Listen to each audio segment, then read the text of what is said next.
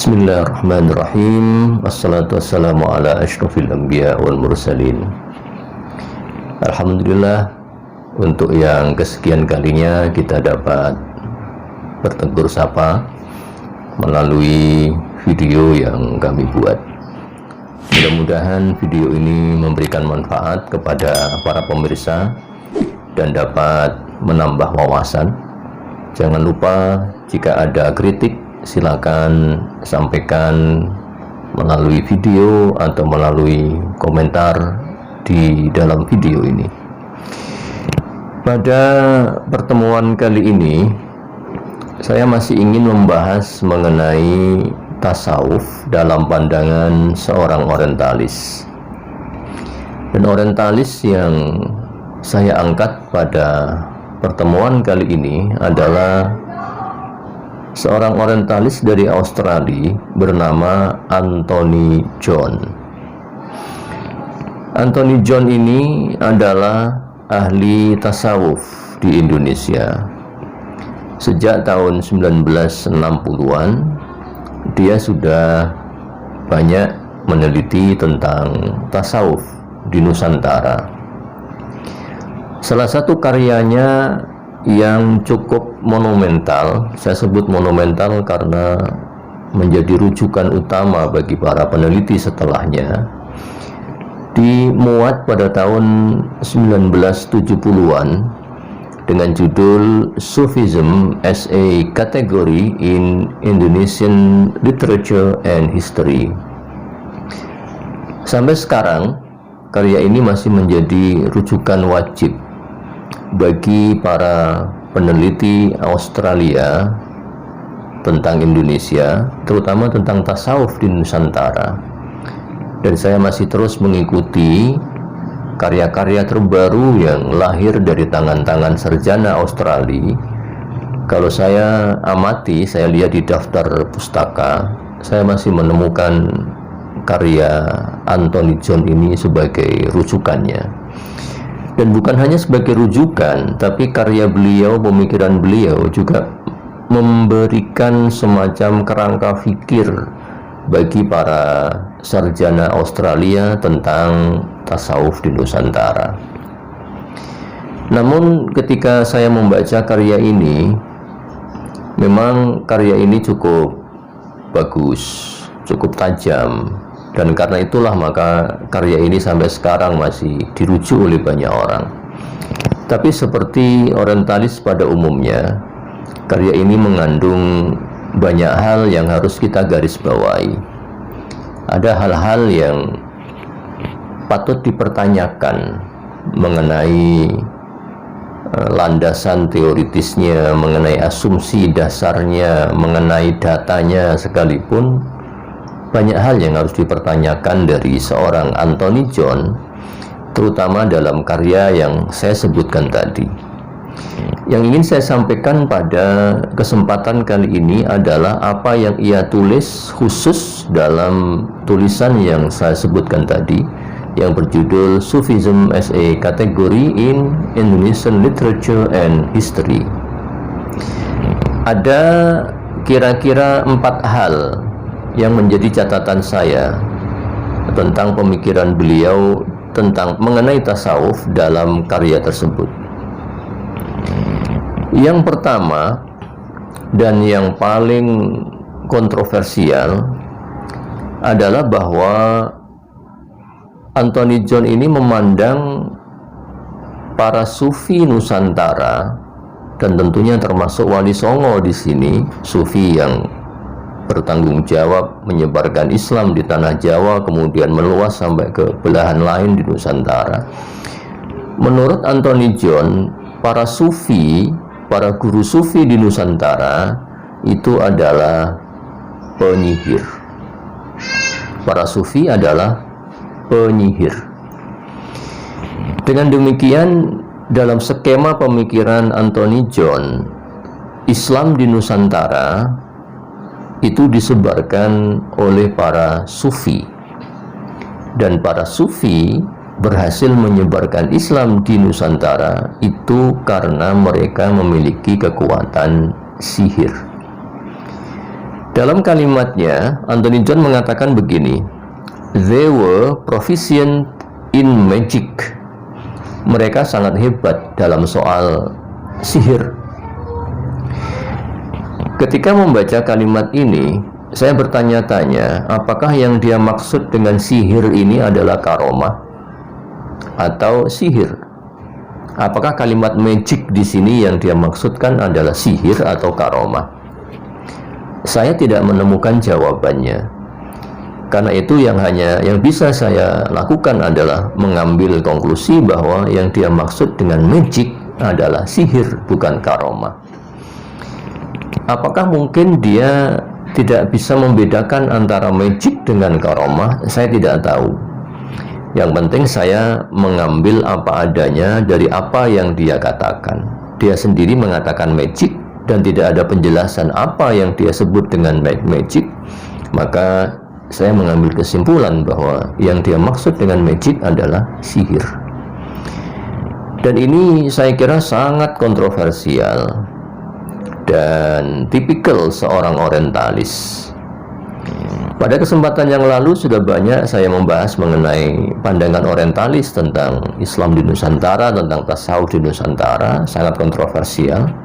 Dan kali ini kita menemukan satu lagi pandangan orientalis tentang tasawuf di Nusantara yang juga sangat kontroversial, bahkan jauh lebih kontroversial. Jadi sekali lagi ada asumsi bahwa para sufi, Wali Songo dan yang lainnya yang menyebarkan Islam di Nusantara itu bukan menyebarkan Islam karena atau melalui perdagangan atau melalui ilmu pengetahuan atau melalui kezuhudan, melalui akhlakul karimah. Jadi ada asumsi bahwa Islam di Nusantara ini menyebar dengan sihir, dengan kekuatan sihir. Nah, terkait dengan kekuatan sihir ini, Anthony John juga mengatakan bahwa para sufi Nusantara itu juga memiliki kemampuan untuk menyembuhkan penyakit. They possess powers in healing. Mereka mampu menyembuhkan penyakit. Sekali lagi di sini tidak ada penekanan pada para sufi sebagai orang yang berilmu. Jadi dia melupakan itu. Dia melupakan bahwa para sufi ini menyebarkan tasawuf, menyebarkan Islam di Nusantara dengan ilmu pengetahuan. Itu tidak ada. Jadi sementara ini ada dua yang dimiliki, ya, kualitas yang dimiliki oleh para sufi Nusantara yang dengannya mereka ini berhasil menyebarkan Islam di Nusantara. Yang pertama adalah magic, sihir, dan yang kedua adalah memiliki kemampuan untuk menyembuhkan penyakit. Poin lain yang disebutkan oleh Anthony John adalah bahwa para sufi ini mengajarkan apa yang dia sebut sebagai a complex syncretic theosophy, ajaran mengenai teosofi sinkretistik yang rumit. Kemudian ditambahkan largely familiar to Indonesians, yang sudah diketahui banyak oleh orang Indonesia. Ini tidak sesuai, ya, dengan data di lapangan. Tadi di awal saya menyampaikan bahwa apa yang dikatakan oleh Anthony John ini tidak selamanya selaras dengan apa yang kita temukan di lapangan, tidak sesuai dengan fakta dan data. Dia mengatakan bahwa Islam Nusantara ini merupakan kompleks sinkretik teosofi sinkretistik yang rumit. Pertama kita bicara teosofi, ya. Teosofi dalam artiannya yang ketat itu adalah ilmu tentang kebijaksanaan ilahi. Dalam artian yang lebih ketat lagi, ilmu teosofi ini adalah ilmu yang berkembang di barat sesungguhnya. Tidak pernah ada ilmu teosofi dalam Islam. Dalam Islam yang ada adalah ilmu tasawuf. Dan saya cenderung, ya, meyakini bahwa ilmu tasawuf kalau dipahami secara sangat ketat, itu bukan ilmu teosofi, bukan mistisisme, bukan spiritualitas. Jadi kita harus sensitif, kita harus ketat dalam menggunakan diksi-diksi. Diksi seperti spiritualitas itu sekarang sudah mengandung konsep-konsep yang kontraproduktif terhadap tasawuf dan juga terhadap Islam. Istilah mistisisme itu juga secara mendasar sangat berbeda dengan tasawuf, apalagi teosofi.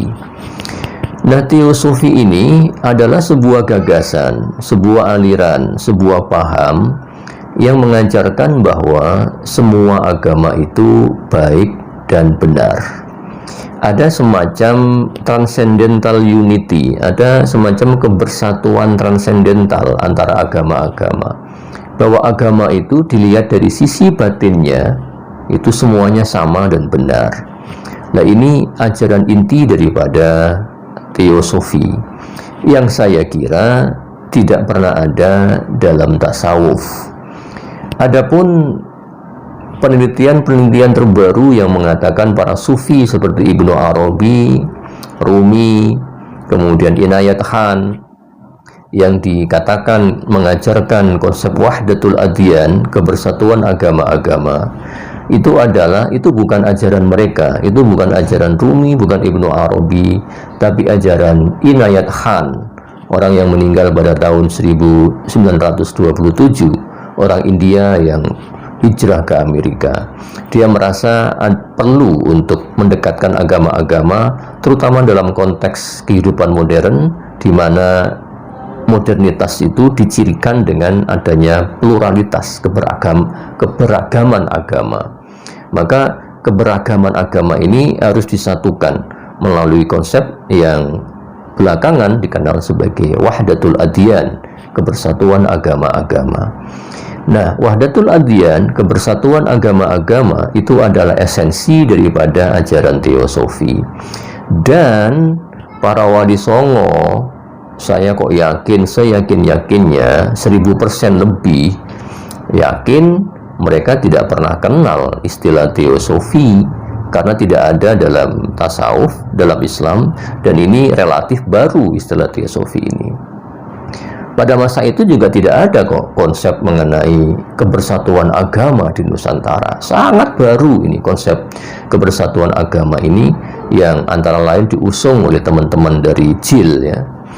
Ini pada masa Wali Songo tidak ada konsep teosofi.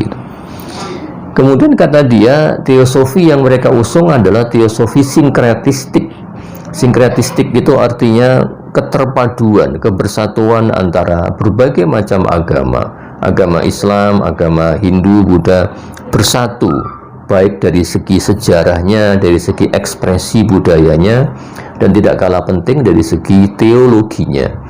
Jadi sinkretisme itu meyakini bahwa bahkan pada tataran teologis sekalipun, agama-agama itu bersatu menjadi sebuah aliran namanya sinkretisme. Dan sinkretisme inilah yang diusung oleh para wali songo dan para wali-wali lain, para sufi lain di Nusantara menurut Anthony John. Dan saya yakin ini sangat bertentangan dengan fakta yang ada, karena wali songo dan para sufi yang lain pada masa itu tidak berpikir sama sekali untuk menggabungkan agama-agama. Bahkan yang terjadi adalah di tanah Jawa umpamanya, para wali songo mendakwahkan Islam, dan Islam menjadi agama mayoritas di Nusantara sampai sekarang. Tidak pernah terjadi perkawinan antara Islam dengan agama Hindu umpamanya, antara Islam dengan agama Buddha umpamanya, seperti yang diklaim oleh Anthony John dan oleh orientalis lain termasuk Clifford Geertz dan Michael Lavan. Kemudian kata Anthony John, teosofi sinkretistik ini itu largely familiar to Indonesians. Pada masa itu sudah dikenal luas oleh orang Indonesia. Saya terheran-heran bagaimana ceritanya pada masa itu, abad 15, abad 16, Orang Indonesia belum banyak yang mengetahui tentang wacana pemikiran yang rumit-rumit. Orang Indonesia, Muslim Indonesia pada masa itu fokus kepada syariah, berangkat ke masjid, sholat, haji, puasa, belum sama sekali mengenal dunia pemikiran. Kok sudah dikatakan pada masa itu orang Indonesia sudah sangat mengenal pemikiran yang sangat rumit ini, namanya teosofi sinkretistik.